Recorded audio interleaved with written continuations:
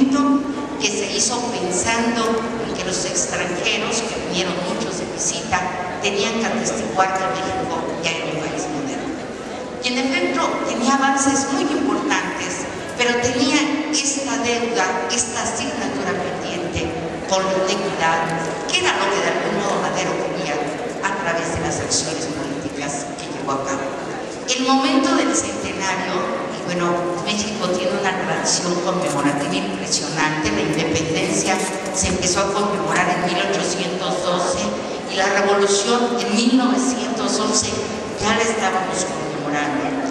Este momento de la conmemoración es interesantísimo porque justamente se conjuga esta paradoja de la modernidad por una parte y esta limitación a la acción política por otra. Concluyo comentando una anécdota que a mí siempre me ha parecido muy bonita. Cuando el 15 de septiembre en la noche estaba la ceremonia del grito en 1910, un grupo se arremolinaba ya del Zócalo y el embajador alemán preguntó que qué estaba pasando. Federico Gamboa, que narra este episodio, le dijo al embajador que bueno, que los mexicanos éramos muy festivos y que eran cuentones y tal. Se acercó un poco más el grupo, llevaba un retrato y le preguntó al embajador alemán que quién era la persona que estaba en ese retrato. Y Gamboa le respondió el general Díaz.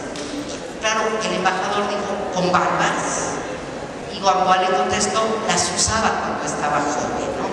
En realidad era un retrato de Madero en el corazón mismo de una conmemoración guiada, encabezada por un régimen que en ese momento consideraba ya a Madero un hombre fuera de la ley. Los movimientos sociales tienen finalmente estas paradojas que resultan muy interesantes y que si solo miramos el centenario o solo miramos a Madero no aparecen. Muchas gracias.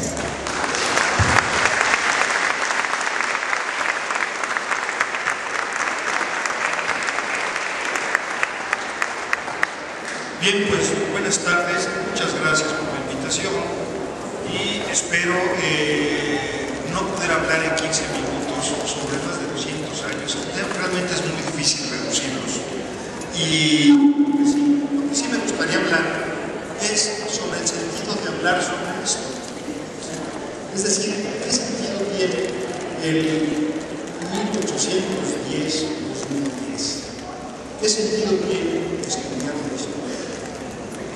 Es un problema político muy importante en el desarrollo. Desde el siglo XIX, por ejemplo, los liberales ya pensaban que México tiene una suerte de atadura que lo obliga al pasado. De hecho, en Estados Unidos siempre nos han criticado los mexicanos porque presumimos mucho de los antepasados, las grandes pirámides que tenemos aquí en el sol, en nuestros héroes, etcétera, etcétera, todos los que nosotros queramos. Y esto, según ellos, nos impide ver al futuro. De hecho, hay historiadores o especialistas en Estados Unidos que dicen que Estados Unidos es un país sin historia. Por eso hay tantos enojados, es un país de leyes. Aquí somos al revés. No tenemos, tenemos leyes, pero no se cumplen. Pero eso sí tenemos una historia que comunicamos con nuestra vida. ¿Cómo podemos entender entonces o qué sentido tiene el hablar de 1810 y 1910 si no es para enfrentarnos con el México de aquí y ahora? Es decir, nuestra principal preocupación debe ser dónde estamos, qué pasa ahora, por qué no estamos a gusto con lo que está pasando, porque no estamos a gusto con lo que está pasando. Hay mucha desigualdad, el 58% de la población es pobre, el 40% de la población es miserable, pobre, ¿sí? Hay una desigualdad muy grande en los salarios mínimos por la misa, el desempleo está cambiando. Pero al mismo tiempo producimos el primer millonario más millonario de todos los millonarios en el planeta Tierra. Eso es preocupante. Es Esa es una cosa muy preocupante y tenemos que hacer referencia a qué es lo que esperábamos que fuera esto y qué fue lo que finalmente resultó. ¿Qué podríamos pensar, por ejemplo, de la independencia? Ya no les voy a repetir la historia del libro de texto, cura que escucharon, la gente se sale de la iglesia, empieza a tocar la campana, pega gritos, llama a todo el mundo y bombas empiezan a confusión. Parece que eso además, esta cuestión sí existió, no sé si existió ahí, que no existió, ¿no? Pero bueno, ¿qué pasaba ahí? Estaban haciendo una nación, o estaban cambiando la hegemonía de un lugar geográfico, el poder hegemónico en un lugar geográfico.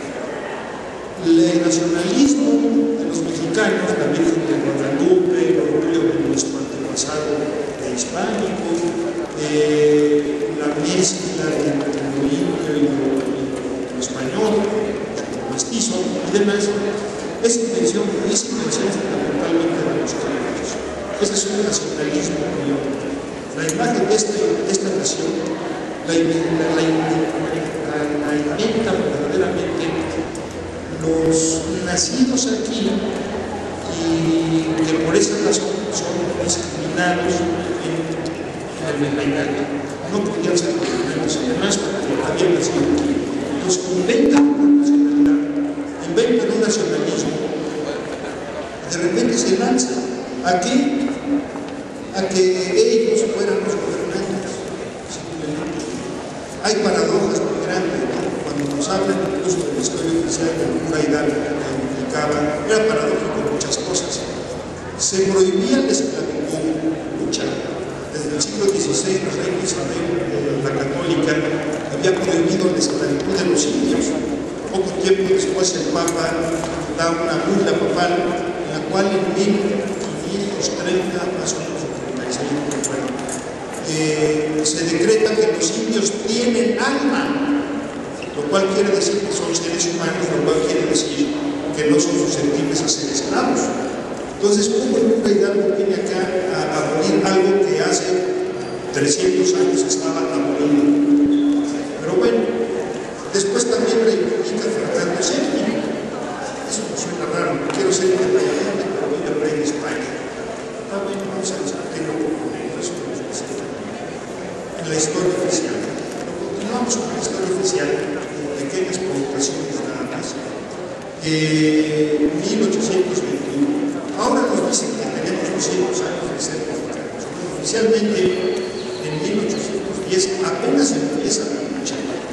Todavía no se encuentra la independencia. Y además tampoco empieza exactamente en 1810, desde finales del siglo XVIII y antecedentes, de curas que se levantan en armas contra el gobierno reinante.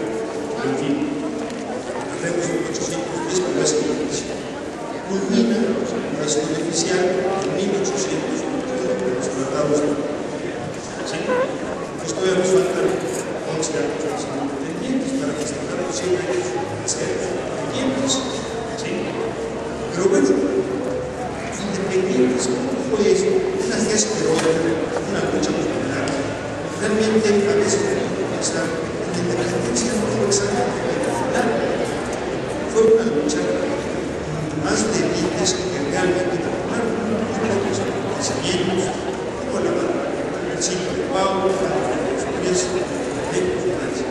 Podríamos considerar que eran populares, pero en realidad, ya para 1820, la guerra de independencia, un grupo de guerrilleros, en la montaña de Guerrero, ustedes que guerrillan el estado de Guerrero.